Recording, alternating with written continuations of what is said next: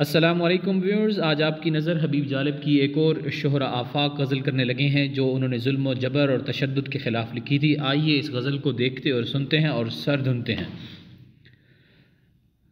ظلمت کو ضیاء سر سر کو صبا، بندے کو خدا کیا لکھنا۔ ظلمت کو ضیاء سر سر کو صبا، بندے کو خدا کیا لکھنا۔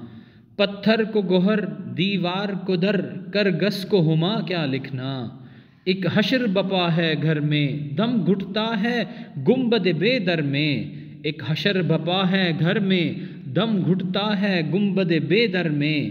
ایک شخص کے ہاتھوں مدت سے رسوا ہے وطن دنیا بھر میں۔ اے دیدہ ورو اس ذلت کو قسمت کا لکھا کیا لکھنا۔ ظلمت کو ضیاء سر سر کو صبا، بندے کو خدا کیا لکھنا۔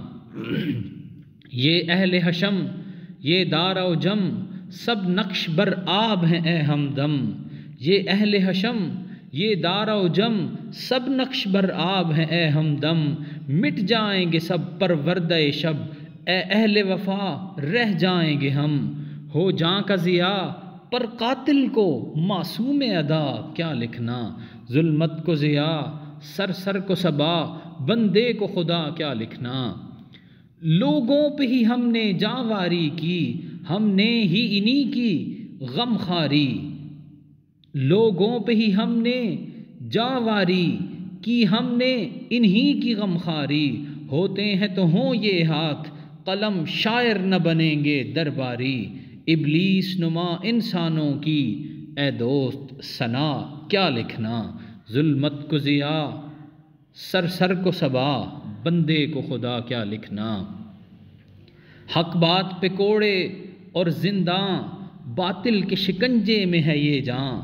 حق بات پہ کوڑے اور زنداں، باطل کے شکنجے میں ہے یہ جاں۔ انسان ہے کہ سہمے بیٹھے ہیں، خون خوار درندے ہیں رقصاں۔ اس ظلم و ستم کو لطف و کرم، اس دکھ کو دوا کیا لکھنا۔ اس ظلم و ستم کو لطف و کرم، اس دکھ کو دوا کیا لکھنا۔ ظلمت کو ضیاء سر سر کو صبا، بندے کو خدا کیا لکھنا۔ ہر شام یہاں شام ویراں، آسیب زدہ رستے گلیاں۔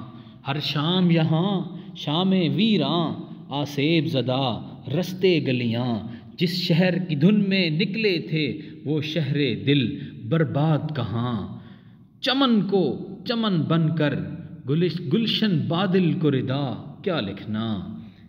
صحرا کو چمن بن کر گلشن بادل کو ردا کیا لکھنا۔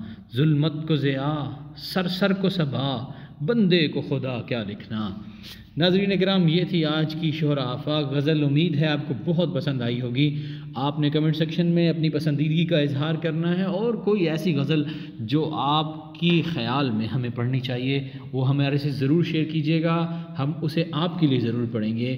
آخر میں آپ سے گزارش یہی ہے کہ ہماری ویڈیو کو لائک کریں، ہمارے چینل کو سبسکرائب کریں، اور ویڈیوز کو دوسروں کے ساتھ شیئر کر کے ہماری آواز دوسروں تک پہنچائیے۔ بہت بہت شکریہ آپ کا۔